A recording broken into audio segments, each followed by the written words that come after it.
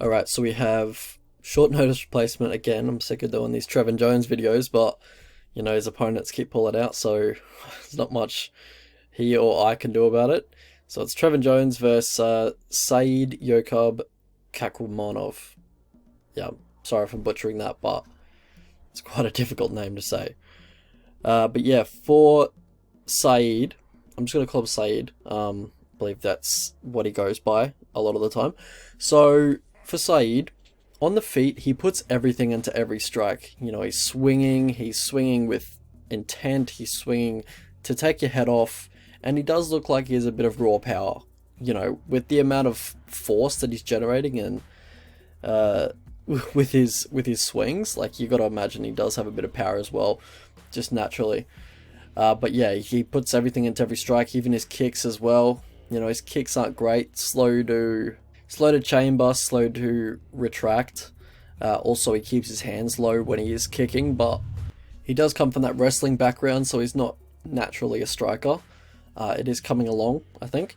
But yeah, so as I said, yeah, swings, just big hooks in the pocket, left, right hooks.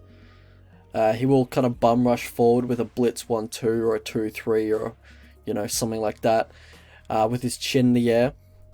So when he's blitzing forward, he's either just like, the momentum's going to take him into the clinch, or he's just going to change levels into a shot. But yeah, he is quite reckless on the feet, and that could open up the counters for Trevin Jones, and I do think he is much better when he is countering. He's got a nice counter 3, that nice check right hook. I think he caught, well, the counter 3 was the punch that he got Valiev with, but he's got nice lead hand offense. The lead uppercut is what he caught Batista with. But yeah, he's a southpaw, so that right hand is dominant. He's mostly throwing singular strikes, a bit low volume, which has burnt him in the past. He's lost a few split decisions. Yeah, just a little bit low volume on the feet. He'll go for a lot of leg kicks, like the inside, outside low kicks. Mostly the inside calf kick, because he's normally facing orthodox fighters. And what's his name? Kakhramonov, he doesn't check leg kicks, so potentially that is a good weapon for Trevin here. Trevin likes to mix in the takedowns as well. He likes to grab a kick, work a takedown, outside leg trip to finish his takedowns, but I think he's definitely the inferior wrestler here in this one. I do think Kakhramonov has the advantage in the wrestling and just in the wrestling transitions. He's got a nice wrestling ride, pull down, mat returns, gets the back body lock, looks for, trips from the back body lock, looks to kick the lead leg out, or the leg you're putting most weight on, and then, use the weight to pull you over. Also, yeah, nice trips in the clinch, whizzer kicks in the clinch. At distance, as I said before, he can just kind of bum rush from way too far out and telegraph his intentions and his takedowns. So he does, yeah. But when he's in the clinch and when he's chain wrestling in the clinch and in the body lock position, he is, quite a nice wrestler. And when he gets on top, he has aggressive ground and pound, pretty aggressive overall as a top player. But, with that comes the other side of the coin, where he doesn't have great top control, because he does leave a lot of openings for his opponent to get back to their feet. And Trevin Jones, he doesn't accept bottom position, he looks to get back to his feet immediately, and he does have quite a nice get up, so, he's probably going to make Kakhramonov, Said work for the takedowns, and, work to maintain or just, do something with those takedowns. But one thing Trevin Jones does do is give his back to get up. And he does it all the time, and that's going to give Said the opportunity to grab that body lock whenever he wants, or every time these guys scramble. If Said, gets a takedown, Trevin Jones gets back to his feet, but, Said's still in the body lock position, that's still a dominant position for Said. So, yeah, he does need to work on that, Trevin Jones, but, overall, he's not a bad grappler himself. How these guys win fights: so for Trevin Jones, significant power in his right hand, insanely hard to put away, finished once in 20 fights, and that was a submission. Went through hell in that Timur Valiev fight in the first round. A lot of guys would have got finished by that barrage from Timur there. Said, he's got a bit of raw power, good takedown defense, as he showed in the Umar Nurmagomedov fight. How these guys lose fights? So for Said, he slows down in the third round. For Trevin Jones, he's liable to be outworked, and the grappling tendencies that I just talked about.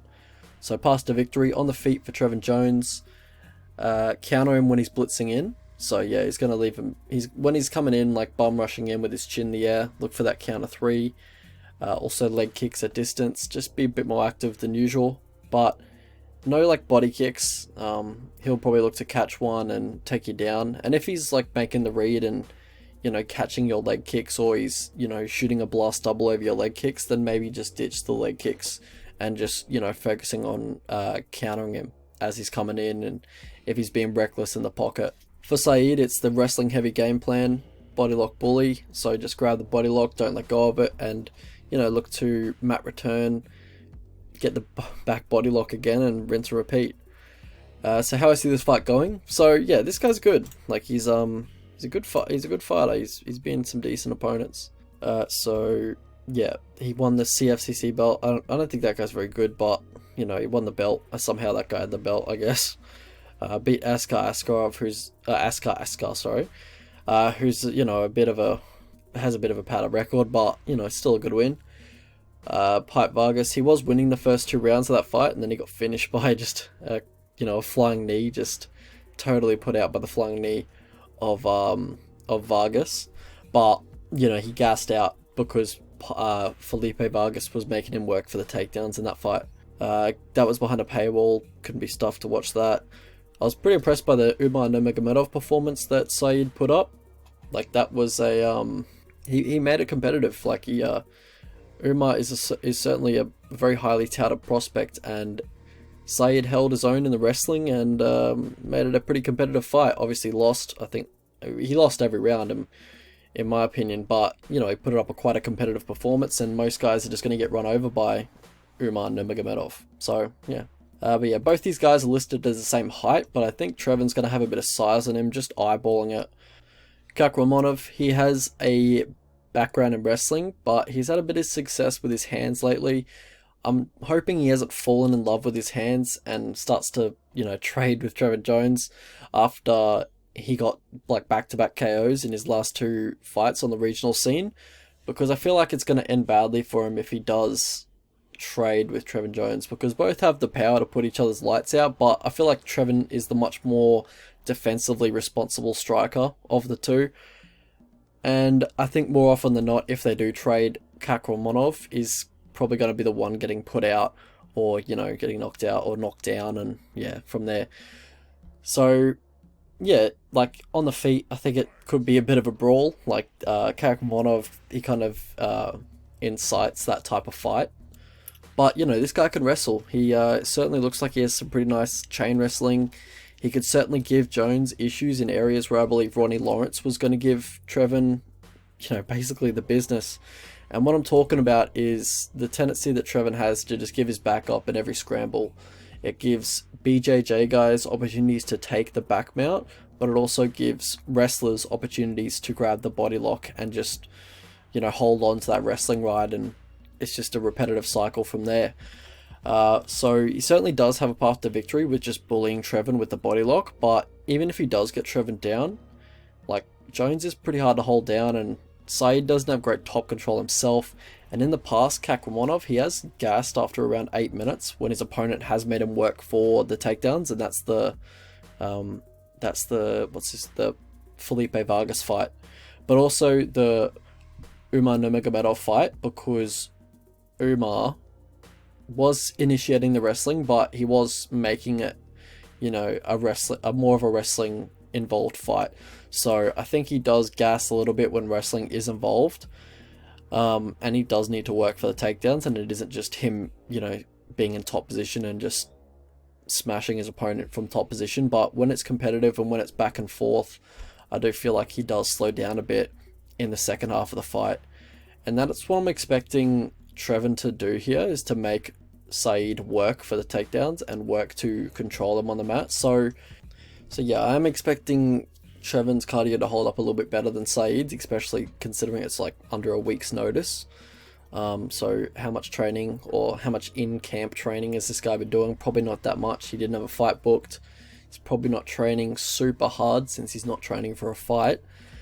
You know, obviously you always train a bit harder when you're preparing for a fight, and you can train, you know, still like a maniac just in the off season, but it's never going to be to that level of when you train for a fight camp. But yeah, the thing with Trevin Jones though is that I don't like his work rate or his hustle. You know, I could totally see Said just grabbing like the first 2 rounds with his wrestling and then kind of coasting in the 3rd round while Trevin just does nothing but like look at him as he's just skirting around the fence, and you know, Trevin's trying to look for that perfect one-shot counter punch, but you know, it's just not coming, so he's just not really doing too much.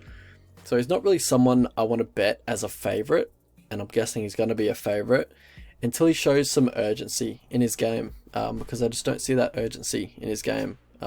If he, you know, it's all fine when you're winning or if you're getting, you know, finishes in the 2nd round, but you know, what about in the 3rd round if you're 2 rounds down?